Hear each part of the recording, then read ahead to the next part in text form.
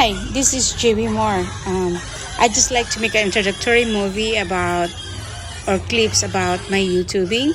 I just like to start and imitate others on how to make YouTube movies. Anyway, my movie is about pig racing, or basically um, being a mom, a wife, and an entrepreneur.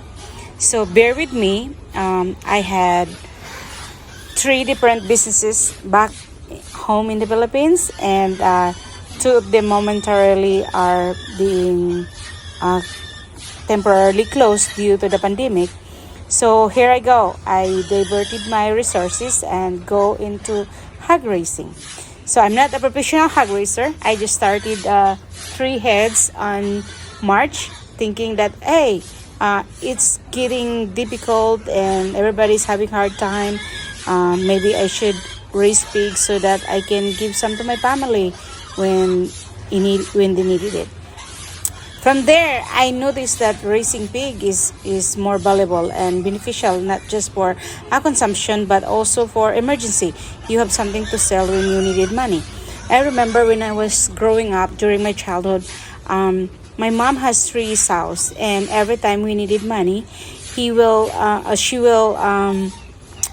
sell some piglets to pay our matriculations, tuitions, and books. So then I remember all those experience. So now that I'm in the millennial age, I decided to do the same thing. Well, I cannot sell pig for my children because apparently or fortunately, I have a good husband that is a good provider. But who knows? We cannot tell what will happen next. Especially in this time that the pandemic is still continue happening and difficulties everywhere. So it's better to be safe than sorry. So now, before I go further, I would like to introduce to you my two help. One is Eric Diaz. He's been with me for I think about 7 to 8 years. She was my little assistant boy. I consider him my son, actually, my son and undetermined father. It's not really my son, but I treated him as my son. But since I cannot bring him over here in the United States, so he stay in my property in the Philippines. Then I have another one. It's called Paulo Mendoza. So they are the two person that help me raise my pigs.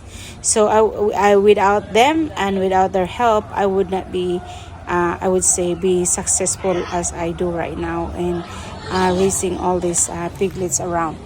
Anyway, I would like to say thank you for them and to let them know that I appreciate very much their help and everything that they do. I know sometimes I'm not in a good mood. I always ask them things. I always remind them, and I'm kind of basically monitoring them very constant just to make sure that we are doing this right.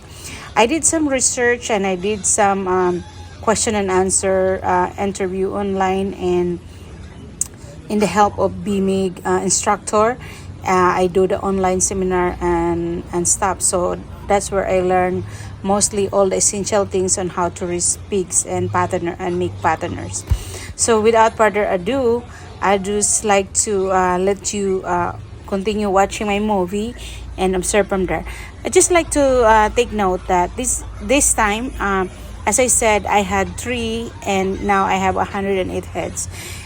You might say, oh, how did you do that so fast? But anyway, just to let you know that tree, I started three and I sold that tree and buy more piglets. Then from that piglets, I make patterners into selecting into a gilt and making a sow. So that's how I come up with so many pigs.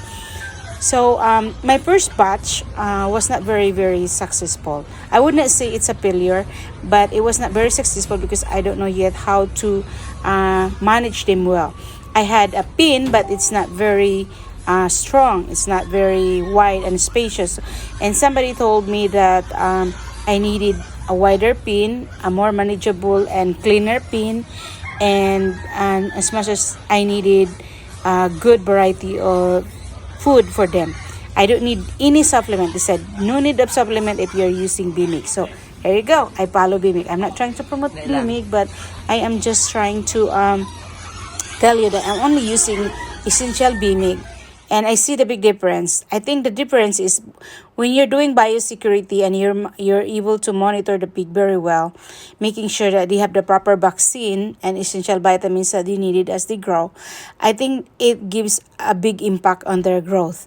On my first batch, they're big, but they're not heavy. They're more fat. I consider them really a path feed.